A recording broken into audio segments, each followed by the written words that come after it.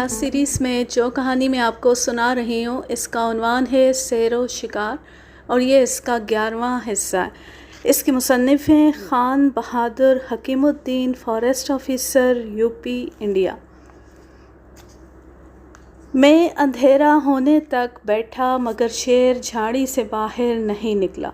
नाउम्मीद होकर मैंने अर्दली को बुलाया और उतर कर कैंप को वापस आ रहा था और जब जंगल से बाहर सरहद पर निकल आया तो मैंने देखा कि एक बूढ़ा गोरखा अपने गांव की तरफ से आ रहा था जो कि वहाँ से करीब आधे मील के फासले पर होगा और अपनी खोई हुई गाय को बुला रहा था। मैंने दरियाफ्त किया कि तुम कौन हो और कहाँ जा रहे हो। उसने कहा कि मेरा नाम हीरा सिंह है, मैं पेंशनर सिपाही हूँ और अपनी गाय को ढूंढने जंगल को जा रहा हूँ जो कि आज चर कर वापस नहीं आई है। मैंने पूछा कि तुम्हारी गाय का क्या रंग है। उसने कहा पीला और बायां सींग टूटा हुआ है। मैंने कहा कि उसको तो शेर ने मार दिया है। वो फ़ौरन मुड़ा और कहने लगा कि मैं अपने जमादार साहब की राइफ़ल लेकर अभी आता हूँ और उसको मारूँगा।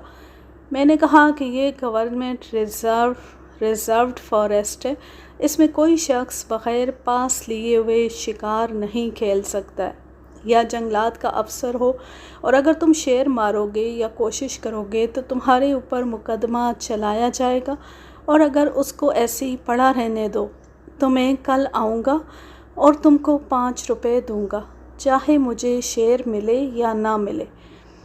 वो थोड़ा ठहर कर सोचने लगा। मैंने एक सिगार निकाल कर उसको दिया और दिया सिलाई की डिबिया दी। वो हंसा और राज़ी हो गया। मैंने कहा कि कल सुबह आकर मचान बांधूँगा। दूसरे दिन सुबह जब मैं वहाँ पहुँचा तो वो मेरा इंतज़ार कर रहा था। हम सब लोग मौके पर गए। शेर लाश को झाड़ी के अंदर घसीट कर ले गया था और पिछले हिस्से को काफ़ी खा गया था। हमारे खटके से शेर उठा जो कि वहीं झाड़ियों में लाश के पास हस्बे मामूल लेटा हुआ था। कुछ लंगूर बंदर वहाँ दरख्तों पर थे। उन्होंने उसको देखकर ख़तरे की आवाज़ देना शुरू की। गोरखा ने कहा कि शेर 25 कदम के अंदर ही है, चलो मार लें। मैंने पूछा कैसे? उसने कहा कि मेरे पीछे आओ। चूँकि बांस की झाड़ियाँ बहुत घनी और आदमी के बराबर ऊंची थीं, वो बैठकर शेर की तरफ झाड़ियों को फाड़ते हुए बढ़ने लगा। मैं भी उसके पीछे 10 कदम तक गया और फिर ये कहते हुए ठहर गया कि इसमें जाना बहुत मुश्किल है, हम चंद कदम के आगे कुछ नहीं देख सकते।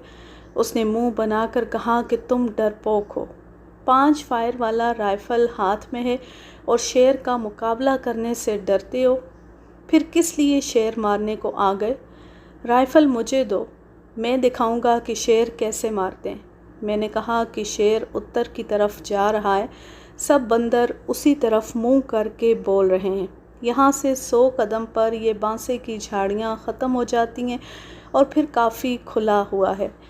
मैंने कल देखा था।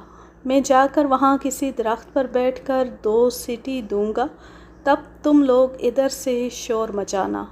शेर ज़रूर इस खुले रकबे से गुज़रेगा, तब मैं उसे गोली मारूंगा। वो राज़ी हो गया। मैंने झाड़ी के किनारे किनारे दौड़ते हुए खुले हुए हिस्से में उन झाड़ियों तक पहुंचकर एक दरख्त को मुंतखब करके उसके सहारे राइफ़ल को खड़ा करके चढ़ना शुरू ही किया था कि उन लोगों ने बग़ैर मेरी सीटी की आवाज़ सुने हुए शोर मचाना शुरू कर दिया और शेर दुम उठाए हुए तेज़ी के साथ दौड़ता हुआ मेरे दरख्त से करीब 15 कदम पर से निकल गया। मैं मायूस होकर लौट आया और एक दरख्त मचान बांधने के लिए लाश के नज़दीक छांटा, मगर हमारे गोरखा दोस्त ने मना किया और कहा कि शेर तुमको देख लेगा।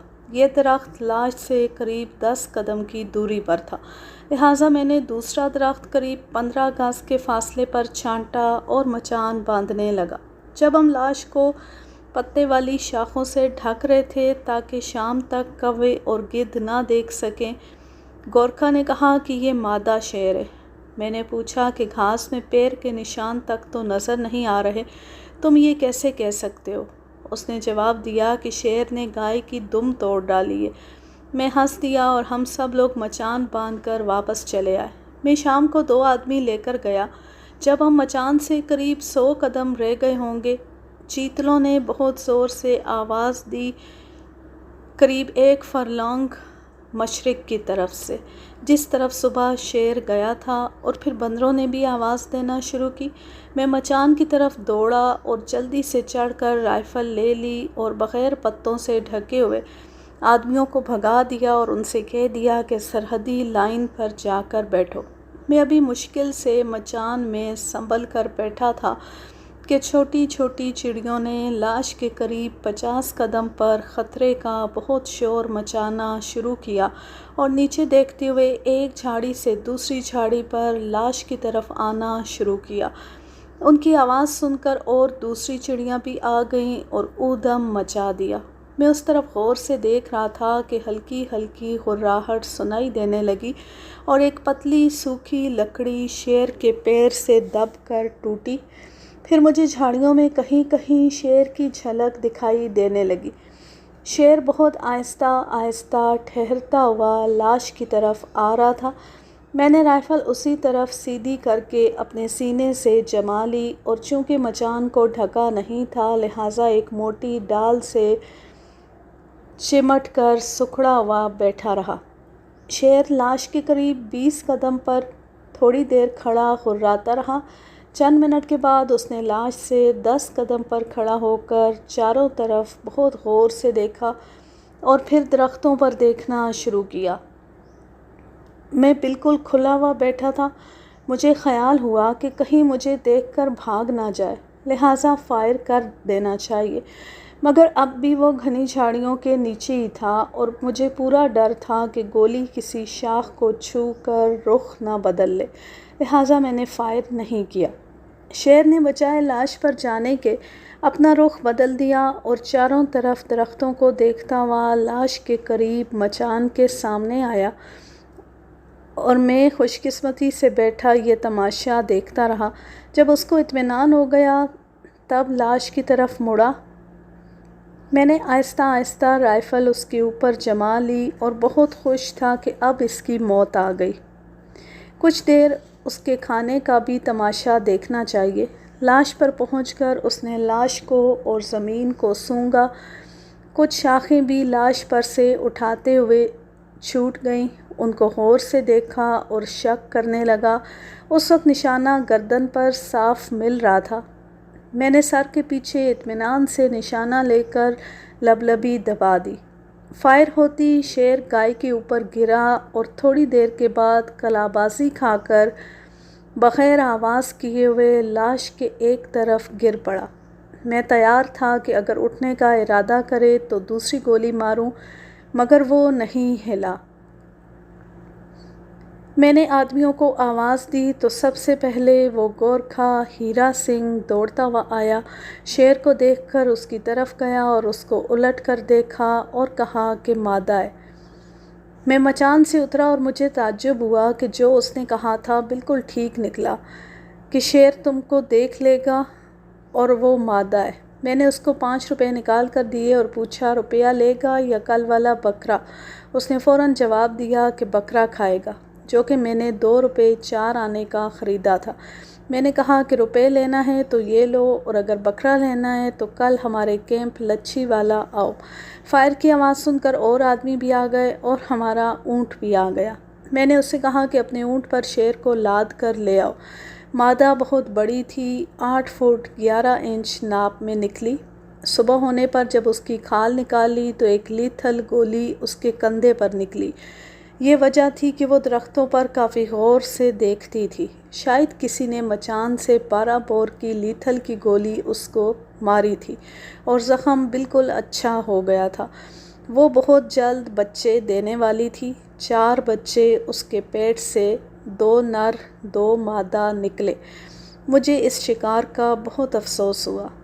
دوسرے دن شام کو سینچر کے روز مسٹر ڈرگ IFS انسٹرکٹر انچارج دہرادون اتوار کی چھٹی منانے جا رہے تھے اور جاتے ہوئے موٹر کو میرے خیمے کے سامنے سے لے گئے اور ہنستے ہوئے کہہ گئے کہ اس اتوار کو اگر تم نے دوسرا شیر مارا تو مجھے بہت حسد ہوگا۔ وہ بھی شیر کے لیے عرصے سے پیڑے بندھواتے تھے، مگر نہ تجربے کاری کی وجہ سے، جیسے میں نے برسوں دھکے کھائے تھے، ابھی تک کوئی شیر ان کے ہاتھ نہیں لگا تھا۔ میری طبیعت خراب تھی، میں گھومنے نہیں گیا تھا اور ایک خوراک میگنیشیا سالٹ پی لی جس نے کافی اثر کیا۔ ہمارا کیمپ اور جنگلات کا بنگلہ ریلوے لائن اور سڑک کے ایک جانب تھا اور رینج کوارٹر وغیرہ اس کے مخالف سمت میں تھے۔ سڑک پر موٹر لاریاں اور گاڑیاں بہت چلتی تھیں۔ آدھی رات کے بعد میں نے سنا کہ رینج کوارٹر سے کچھ دور چیتل خطرے کی آوازیں ایک ہی جگہ پر بہت دیر سے دے رہے ہیں۔ میں ڈیرے کے باہر آیا، چاندنی رات تھی۔ میں نے چیتلوں کے شور کی طرف ایک بڑے درخت کو سمت معلوم کرنے کی غرض سے دل میں اندازہ کر لیا، جہاں مجھے ان کے شور سے یقین تھا کہ ایک چیتل کا قتل ان کے بھائی بندوں کے سامنے ہو رہا ہے۔ صبح ہونے پر میں نے ڈیرے کے سامنے کھڑے ہو کر اپنے اردلی کو ایک بڑا درخت احاطے میں دکھایا اور کہا کہ اس درخت کی سیدھ میں 400-500 قدم سڑک اور ریلوے لائن کے آگے جاؤ اور خوب غور سے دیکھو، وہاں میرا خیال ہے کہ گلدار نے چیتل مارا ہے۔ رات کو بہت شور ہو رہا تھا، اگر مل جائے تو اس کو پتے والی شاخوں سے ڈھک آنا اور مجھے خبر دینا۔ تھوڑی دیر بعد وہ لوٹ آیا اور کہا کہ وہاں کچھ نہیں ہے، مگر چیتلوں کے ایک ہی جگہ پر دیر تک شور مچانے اور پچھلے تجربے سے مجھے یقین نہیں ہوا۔ میں نے کہا کہ نہیں، ضرور چیتل مارا ہے۔ پھر ایک خلاصی کو لے کر جاؤ اور اچھی طرح سے ڈھونڈو۔ اگر تم کو نہ ملا اور شام کو مجھے مل گیا تو 1 روپیہ جرمانہ کروں گا، کیونکہ میں اپنے آدمیوں کو ہر گلدار مارنے پر 7.5 روپے اور ہر شیر پر 15 روپے انعام دیتا تھا۔ گو شکار کے معاملے میں شروع سے آخر تک ہر کام میں آگے میں ہی رہتا تھا، ہمیشہ ان سے زیادہ محنت کرتا تھا اور خطرے کے موقع پر ان کو کبھی آگے نہیں جانے دیتا، کیونکہ مجھے بڑے آدمیوں والا آرام کرسی سے شکار بالکل پسند نہیں تھا کہ جس میں سب انتظام دوسرے لوگ کریں اور وہ صرف موٹر یا ہاتھی پر جا کر مچان یا ہاتھی کے ہودے سے گولی چلا دیں۔ اس دن چونکہ طبیعت ٹھیک نہیں تھی، اس لیے محنت کرنا میرے بس میں نہیں تھا۔ اس وقت دھوپ نکل رہی تھی اور کوے بولنے لگے تھے۔ میں نے کہا کہ اب یہ چوکیدار آ گئے ہیں، جس طرف یہ بولیں وہاں خوب دیکھنا۔ تھوڑی دیر بعد دونوں ہنستے ہوئے آئے اور کہا کہ ایک مادہ چیتل ماری ہے، تھوڑا سینہ پورے پیٹ کے اندر کا گوشت کھا گیا ہے۔ یہ عادت گلدار کی ہے کہ وہ پہلی دن پیٹ پھاڑ کر پیٹ کا ملبہ سب کھا جاتا ہے۔ شیر پچھلی رانوں سے کھانا شروع کرتا ہے اور پیٹ کے ملبے کی بالکل پرواہ نہیں کرتا، یا تو اندر ہی چھوڑ دیتا ہے یا سڑنے دیتا ہے، لیکن شیر کے بچے سب کھا جاتے ہیں۔ میں نے کہا کہ شام کو چلیں گے۔ میں کافی کمزوری محسوس کر رہا تھا اور درخت پر چڑھنے کے قابل نہیں تھا، لہٰذا میں ایک کرسی اور 12 بور بندوق لے گیا اور ایک بڑے درخت کے نزدیک کرسی پر لاش سے 30 قدم پر بیٹھ گیا اور چاروں طرف آدمی برابر پتے والی شاخیں کٹوا کر گاڑ دیں۔ آدمیوں سے کہا کہ پڑاؤ پر چلے جاؤ اور اندھیرا ہونے سے پہلے یا جب بندوق کا فائر سنو تو آ جانا۔ جیسے ہی آدمی گئے میں نے لاش کی چاروں طرف دیکھا اور خیال کرنا شروع کیا کہ وہ کس چیز کی آڑ لے کر آ سکتا ہے اور مجھے گولی چلانے کا کہاں موقع دے گا۔ میری پہلی نگاہ ایک دیمک کی طرف گئی جو چیتل کی لاش سے قریب 15 قدم اور مجھ سے قریب 40 قدم پر تھی۔ میں نے دیکھا کہ گلدار اس کے پیچھے چھپا ہوا سر نکالے مجھے پہلے ہی سے دیکھ رہا ہے، اور تعجب نہیں کہ اس نے مجھے بیٹھتے اور ڈالیں گاڑتے سب حرکتیں اچھی طرح سے دیکھی ہوں۔ رائفل کارتوس کی کفایت کی وجہ سے نہیں لے گیا تھا۔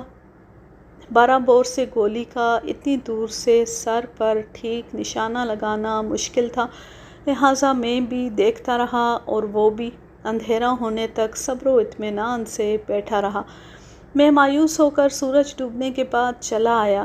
اگر رائفل لے گیا ہوتا تو ممکن تھا کہ سر پر گولی مار لیتا، مگر میرا سالانہ بجٹ 125 کارتوس 12 بور کے اور 75 کارتوس رائفل کے تھا، کیونکہ میرے ذمے بڑا خاندان تھا اور میری بیوی کو شکار سے سخت نفرت تھی، برعکس اس کے مجھ کو شکار سے زیادہ کسی چیز میں دلچسپی نہ تھی، لہٰذا اکثر آپس میں جھگڑا ہوتا رہتا تھا۔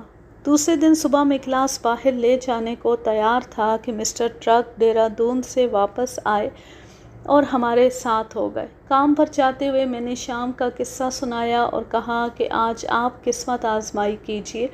انہوں نے کہا کہ میں بھی تماشے میں آج شریک ہو جاؤں۔ شام کو ہم دونوں مچان وغیرہ لے کر گئے اور دیکھا کہ گلدار لاش کو قریب 100 قدم اور گھسیٹ لے گیا اور خوب کھایا۔ وہاں پر صرف ایک بڑا درخت ہلدو کا لاش کے قریب مچان باندھنے کے قابل تھا، باقی سب چھوٹے یا سیدھے تھے، اور گلدار کے آنے کا موقع جنوبی سمت سے ہی تھا۔ شمالی جانب سڑک، ریلوے لائن، رینج کوارٹر اور ہمارا بڑا کیمپ تھا۔ مسٹر ٹرک نے کہا کہ تم اس ہلدو کے درخت پر بیٹھنا پسند کرو گے؟ میں نے کہا کہ لاٹری ڈالیں گے، جو جیت لے۔ لاٹری اتفاق سے میرے نام نکلی۔ میں نے کہا کہ آپ مجھ سے بھاری ہیں اور آپ کا مچان بھی بڑا ہے، آپ اپنا مچان اس پر باندھیے۔ میرا مچان 2 فٹ کا جھولا ہے، میں اسے کہیں بھی لٹکا لوں گا۔ میں نے ایک درخت ان کے درخت سے 20 قدم پر اتر کی طرف منتخب کیا اور لاش سے دونوں مچانوں کے درمیان کھکری سے صاف لائن کھینچ دی اور کہا کہ اس لائن سے جنوب کی طرف آپ کا فائر اور اس لائن کے شمال کی طرف میرا فائر ہوگا۔ صاحب بہادر نے کہا کہ یہ بہت ٹھیک ہے۔ مچان باندھے گئے اور ہم دونوں اپنے اپنے مچان پر بیٹھ گئے اور آدمیوں سے کہا کہ چلے جاؤ۔ ٹرک صاحب کے پاس 470 بور، 2 نالی رائفل، ہاتھی اور گینڈے مارنے والی بہت قیمتی تھی، جو کہ انہوں نے سیکنڈ ہینڈ 900 روپے کی بڑے شوق سے خریدی تھی۔ میرے پاس غریب جیکو 2 نالی بندوق 95 روپے کی تھی۔ تھوڑی دیر کے بعد ٹرک صاحب کے مچان سے قریب 100 قدم پر جنوب کی طرف چیتلوں نے بولنا شروع کیا، جیسا کہ امید تھی، کیونکہ اسی طرف گھنا اور خاموش جنگل گلدار کے ٹھہرنے کے قابل تھا۔ ہم نے ایک دوسرے کی طرف دیکھا۔ میں نے کہا کہ لیجیے، آتا ہے۔ میں اپنی بندوق کو اطمینان سے اپنے زانوں پر رکھ کر بیٹھ گیا، یہ خیال کر کے کہ مجھے کوئی موقع ہی نہیں مل سکتا، کیونکہ گلدار جنوب سے آتے ہوئے لازمی پہلے ٹرک صاحب کے سامنے سے نکلے گا اور ان کی توپ کی گولی کی ہوا سے ہی اس کا دم نکل جائے گا۔ لاش ہم دونوں سے قریب 30 قدم پر تھی۔ لاش اور گلدار اپنی رکھی ہوئی لاش پر اندھیرے میں بھی شیر اور گلدار اپنی رکھی ہوئی لاش پر اندھیرے میں بھی سیدھے آتے ہیں۔ چیتلوں کا بولنا تھوڑی دیر بعد بند ہو گیا۔ ٹرک صاحب رائفل سیدھی کیے ہوئے اسی طرف گلدار کی آمد کے انتظار میں غرق تھے۔ میں بھی لاپرواہی سے لاش اور جنوبی سمت کی طرف دیکھ رہا تھا۔ گلدار نے نامعلوم کیوں بجائے سامنے سے آنے کے ٹرک صاحب کے مچان کے پیچھے سے آ کر اس لائن کو پار کیا جو میں نے کھکری سے بنائی تھی اور میرے مچان کے نیچے آ کر کھڑا ہو گیا۔ اس کے پیر سے دب کر ایک پتلی سوکھی شاخ آہستہ سے ٹوٹی۔ زمین بغیر جھاڑی کے بالکل صاف تھی۔ میں نے نیچے دیکھا تو گلدار میرے مچان سے لاش کی طرف آہستہ آہستہ جا رہا تھا۔ جب چند قدم نکل گیا، میں نے ٹرک صاحب کو دیکھا تو وہ جنوب کی طرف دیکھنے میں مشغول تھے، اور گلدار جب لاش کے آدھے فاصلے کو طے کر گیا تو میں نے بندوق اٹھا کر داہنی نال کی لیتھل کی گولی اس کی بائیں بغل میں ماری۔ وہ گرا اور چیختا ہوا دم اٹھائے ہوئے آگے بھاگا۔ میں نے فوراً ہی بائیں نال کی گولی بھی چلا دی، مگر وہ خالی گئی۔ گلدار قریب 50 قدم پر گرا، تھوڑی دیر گڑگڑایا، ہاتھ پیر مارے اور پھر جنگل میں سنسان ہو گیا۔ اب میں نے ٹرک صاحب کی طرف دیکھا۔ انہوں نے پوچھا کہ کس کی حد میں گولی چلائی؟ میں نے کہا کہ اپنی۔ صاحب بہادر نے کہا کہ اگر میرا انتظار کیا ہوتا تو میں زمین میں گاڑ دیتا۔ میں نے کہا کہ منع کس نے کیا تھا؟ تھوڑی دیر کے بعد ہم شمال کی طرف آئے۔ دوسرے دن صبح ہم اپنے اپنے کتے لے کر گئے، مگر لاش سے آگے گلدار کی بو کی وجہ سے کتے آگے نہیں گئے۔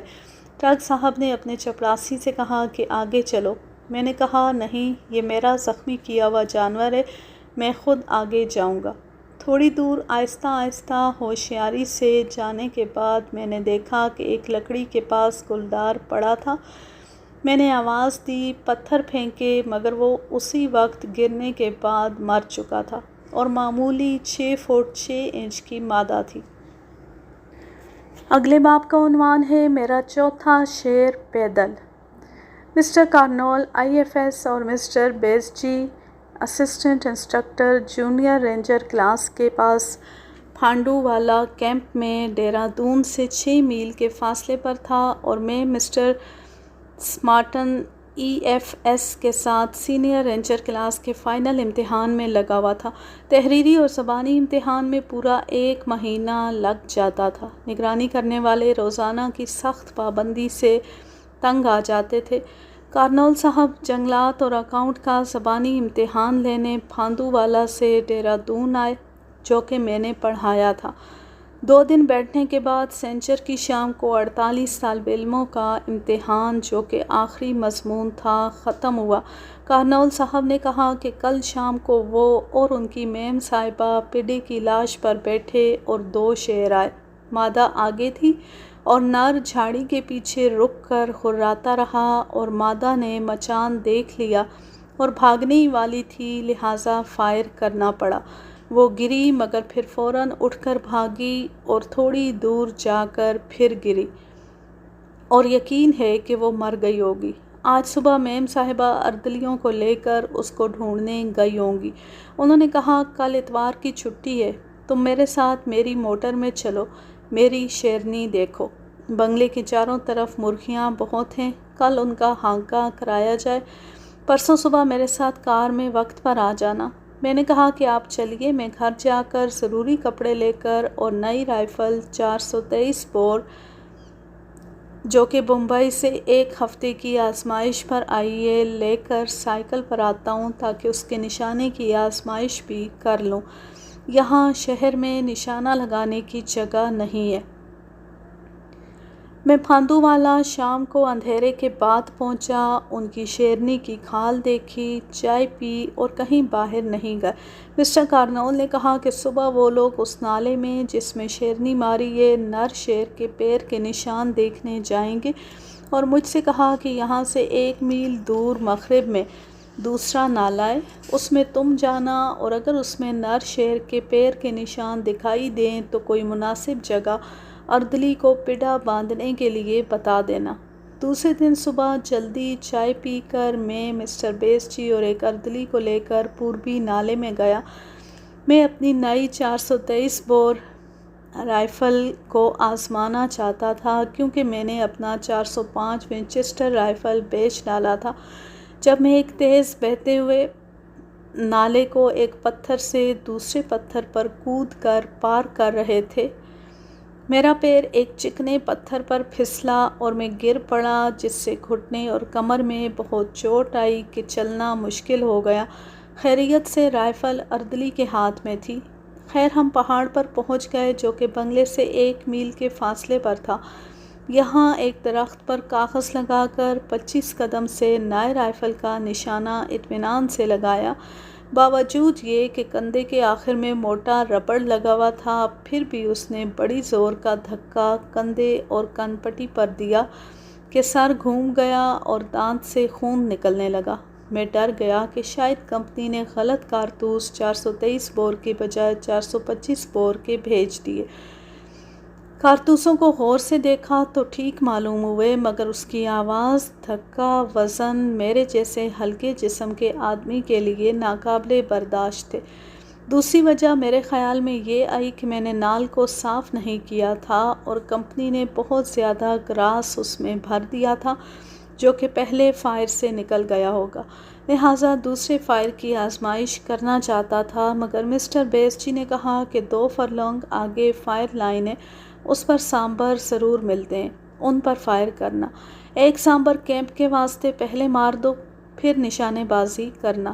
اردلی نے بھی بہت خواہش ظاہر کی، لہٰذا ہم فائر لائن پر پہنچے، مگر وہاں کوئی جانور نہیں تھا۔ میں نے ایک درخت پر کاغذ رکھ کر 50 قدم سے بہت اطمینان کا نشانہ لے کر بیٹھ کر فائر کیا۔ اس مرتبہ پہلے سے بھی زیادہ دھکا لگا اور قریب قریب میں الٹ گیا اور کندھے میں درد ہونے لگا اور مجھے رائفل چلانے سے ڈر لگنے لگا، لہٰذا ہم ایک نالے کے پوربی کنارے سے واپس ہوئے۔ نالا قریب 70 گز چوڑا اور خشک تھا، جس میں پتھر اور بجری تھی اور جگہ جگہ گھاس پھوس اور جھاڑیاں تھیں۔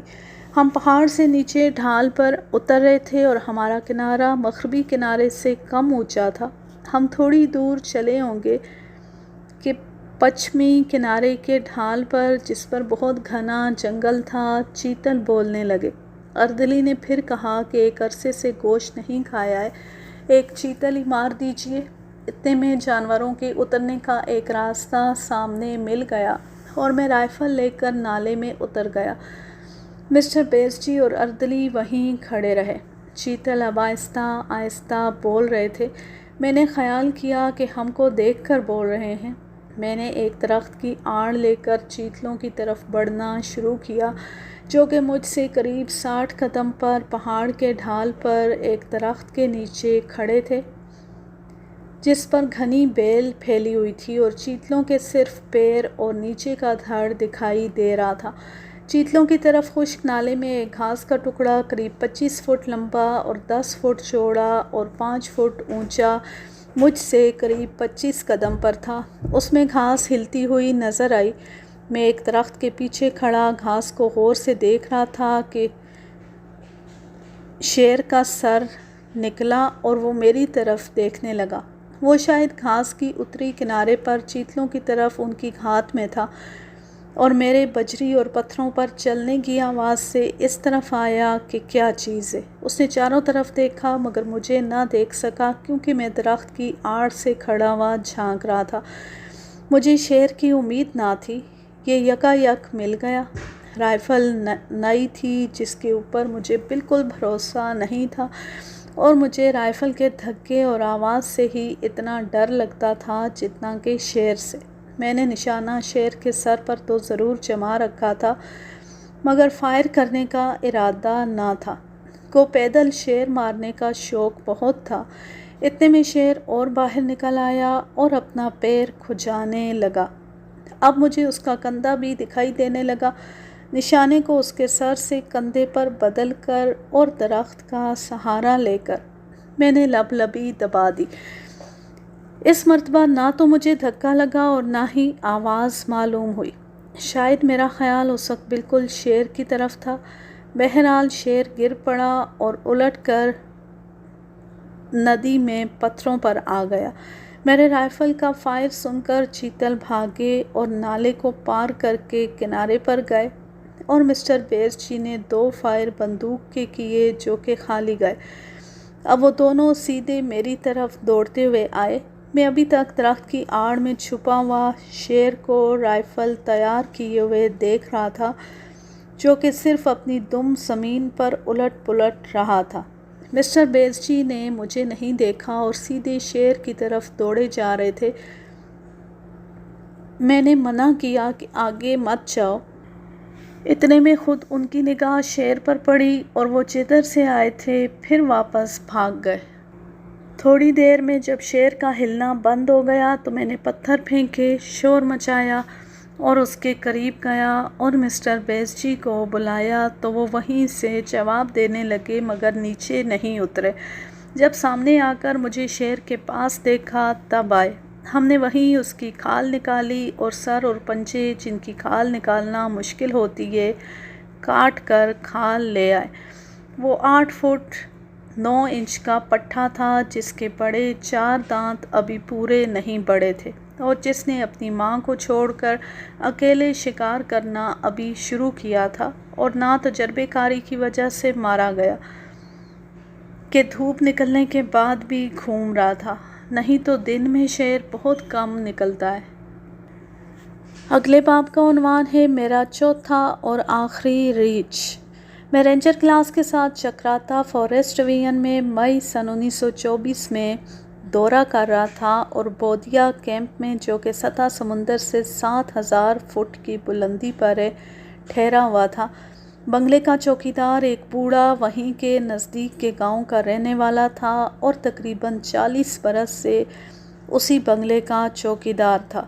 یہ دیکھتے ہوئے کہ میں روز شام کو گھومنے جاتا ہوں، اس نے مجھ سے پوچھا کہ مجھ ہرن، ریچھ اور گھرل پہاڑی بکری مارنے کا بھی شوق ہے؟ میں نے کہا کہ کیوں نہیں؟ اس نے کہا کہ کل اتوار ہے، اگر صبح اندھیرے تیار ہو جاؤ کہ دن نکلنے سے پہلے ہم یہاں سے 2 میل نکل جائیں، جو کہ یہاں سے برابر چڑھائی 9000 فٹ کی اونچائی تک ہے، تو مجھے امید ہے کہ ہم کو ضرور کچھ نہ کچھ ملے گا۔ میں نے کہا کہ میں تیار ہو جاؤں گا اگر تم آ کر مجھے 1 گھنٹہ پہلے جگا دو۔ دن نکلتے وقت ہم دسمبر جنوری کی طرح سردی میں اور تیز ہوا میں وہاں کی سب سے اونچی چوٹی کے قریب پہنچ چکے تھے۔ کوہرا اتنا پڑ رہا تھا کہ زیادہ دور تک دکھائی نہیں دیتا تھا۔ اوک کے بھوج پتر، دیودار، رئی اور مورنڈا کے درخت سکڑے ہوئے کھڑے تھے اور ان پر طرح طرح کی فرن، ارکڈ اور لٹکتی ہوئی ہری بال کے مانند ماس ڈھکے ہوئے تھی۔ نیچے نیل اور دوسری قسم کی کہیں کہیں جھاڑیاں تھیں، مگر زیادہ تر ہری دھوب گھاس، اسٹرابری اور بنفشا تھا۔ کہیں کہیں بڑے بڑے پتھر اور غار تھے جن میں گلدار اور ریچھ دن کو چھپے رہتے تھے۔ مشک ہرن بھی اور کئی جانوروں کی طرح چند خاص خاص ہی جگہوں میں مینگنی کرتا ہے، جن پر رفتہ رفتہ ڈھیر لگ جاتا ہے۔ ہم کو کئی جگہ یہ ڈھیر ملے۔ مینگنیوں کو مل کر سونگھنے سے بھی ہلکی مشک کی خوشبو آتی ہے۔ ایک جگہ پر ہم کو بالکل تازہ مینگنیاں ملی۔ اس وقت سورج بھی اپنی انوکھی شان سے نکل رہا تھا۔ سورج کی کرنیں برف سے ڈھکے ہوئے پہاڑوں پر، جو کہ سامنے کافی دور سے صاف دکھائی دے رہی تھی، طرح طرح کے رنگ بدل رہی تھیں جن کا بیان ناممکن ہے۔ میں یہ منظر طرح طرح کے بدلتے ہوئے رنگ کبھی آسمان پر اور کبھی برفستانی پہاڑوں پر برفانی پہاڑوں پر دیکھ کر بیٹھ گیا اور خدا کی قدرت پر سوچنے لگا، اور اردلی کو آواز دی کہ تھرموس لاؤ، اور ایک پیالی چائے پینے کو اس سخت سردی میں جی چاہا۔ جیسے جیسے سورج اوپر آتا اور تیز ہوتا گیا، کوہرا پھٹتا گیا۔ بوڑھے چوکیدار نے، جس کے منہ پر بہت گہری جھریاں پڑی ہوئی تھیں اور 70 برس سے زیادہ عمر کا ہوگا، جو مجھ سے بھی زیادہ شکار کا شوقین معلوم ہوتا تھا، کہنے لگا، صاحب کیا کر رہے ہو؟ چائے تو تم روز بنگلے پر پیتے ہو، مگر مشک ہرن روز دیکھنے کو نہیں ملتا، اور وہ ہمارے آگے ہی آگے جا رہا ہے۔ میں نے جلدی سے چائے ختم کی اور کہا کہ بالکل ٹھیک کہتے ہو، اور چل دیا۔ ہم تھوڑی دور گئے ہوں گے کہ پورے قد کا ایک مشک ہرن ہم سے قریب 50 قدم سے چھلانگ مار کر ہمارے بائیں طرف نیچے کی جانب بھاگا اور جھاڑیوں میں غائب ہو گیا۔ اتنی دور سے بھاگتے ہوئے مارنا زیادہ مشکل نہ تھا، مگر میں نے سوچا کہ یہ جانور روز نہیں ملتے، اطمینان سے گولی چلاؤں گا۔ کچھ دور اس کے پیچھے گیا، مگر جب ڈھال خطرناک طور پر تیز ہو گئی تو نا امید ہو کر واپس چلا آیا۔ بوڑھے چوکیدار نے اپنے سکڑے ہوئے چہرے کو اور بگاڑ کر کہا کہ اگر چائے نہ پی ہوتی تو کستورا مار لیتے، اگر میرے پاس کیمرہ ہوتا تو اس کی فوٹو رکھنے والی ہوتی۔ ہم پہاڑ کی ڈھال پر آگے بڑھے جو پتلی اور چٹانی ہوتی گئی، لہٰذا مجبور ہو کر ہم پوربی ڈھال پر قریب 100 قدم نیچے اتر آئے، اور کچھ دور آگے گئے ہوں گے تو دیکھا کہ ایک ریچھ نیچے سے آیا اور سیدھا اوپر کی طرف ہم سے قریب 40 قدم کے فاصلے پر ایک خشک نالے میں بغیر ہم کو دیکھے ہوئے جا رہا تھا۔ میں تیز گیا اور نالے کے سامنے پہنچا تو دیکھا کہ جھاڑیوں میں قریب 30 قدم کے فاصلے پر کہیں کہیں ریچھ جاتا ہوا نظر آ رہا ہے۔ میں نے اس کو روکنے کے لیے کھانسا، مگر اس نے نہیں سنا۔ میں پھر زور سے کھانسا۔ وہ کود کر بولتا ہوا میری طرف منہ کر کے پچھلے پیروں پر کھڑا ہو کر دیکھنے لگا اور سینے کا بہت صاف نشانہ دیا۔ میں نشانہ لے ہی رہا تھا جب شاید اس نے بھی مجھے دیکھا اور شور مچاتا ہوا میری طرف نیچے ڈھال پر تیزی سے دوڑا۔ میں قریب 20 قدم پیچھے بھاگ کر بیٹھ گیا اور جیسے ہی وہ نالے سے باہر نکلا اور ادھر ادھر مجھے دیکھنے لگا، ویسے ہی میری 366 بور کی گولی اس کی بغل میں پڑی اور وہ لڑھکتا ہوا قریب 20 قدم پر ایک چٹان کے سہارے ٹھہرا اور اچھل کود رہا تھا کہ میری دوسری گولی نے اس کو خاموش کر دیا۔ یہ تندرست پورے قد کا نر تھا۔ اسے کیمپ میں لے جانا مشکل تھا، لہٰذا ہم نے وہیں الٹی سیدھی کھال نکالی اور سر اور پنجے کاٹ کر کیمپ میں لے آئے، جہاں کھال صاف کی گئی اور چربی اور گوشت چھیل کر احاطے کے باہر پھینک دیا گیا، جس کو میرے وفادار کتے نے خوب کھایا اور 3 دن کے اندر پیچس میں مبتلا ہو کر مر گیا، جس کا مجھے بے حد افسوس ہوا۔ کتے نے 10 برس بڑی وفاداری سے بہت کارآمد بن کر میرا ساتھ دیا تھا، جس کے اوپر مجھ کو بہت بھروسہ تھا۔ کوئی زخمی چڑیا جنگل میں یا پانی میں اس سے بچ کر نہیں جا سکتی تھی اور رات کو اس سے زیادہ میرا کوئی وفادار چوکیدار نہ تھا، اور وہ دہرادون اور نینی تال میں اپنے کھیل تماشوں کی وجہ سے بہت مشہور تھا۔ خاص کر راجا، نوابوں اور انگریزوں میں اس کی بڑی قدر تھی۔ دہرادون کے سوالے کلب میں اس کو 1 سال مسٹر روبا کا خطاب دیا گیا اور دوسرے سال آنریبل مسٹر روبا کا خطاب دیا گیا۔ ہار پہنائے گئے اور 50 ممبران کے ساتھ اس کو چائے کی دعوت دی گئی اور میز پر بٹھا کر تصویر لی گئی۔ وہ اس لیے کہ وہ روزانہ ٹینس کھیلتے وقت ایک طرف گیند لا کر لائن پر رکھنے کا کام کرتا تھا اور شام کو جتنی گیندیں جھاڑیوں میں کھو جاتی تھیں وہ سب ڈھونڈ دیتا تھا اور 2 کلی کا کام مفت کرتا تھا۔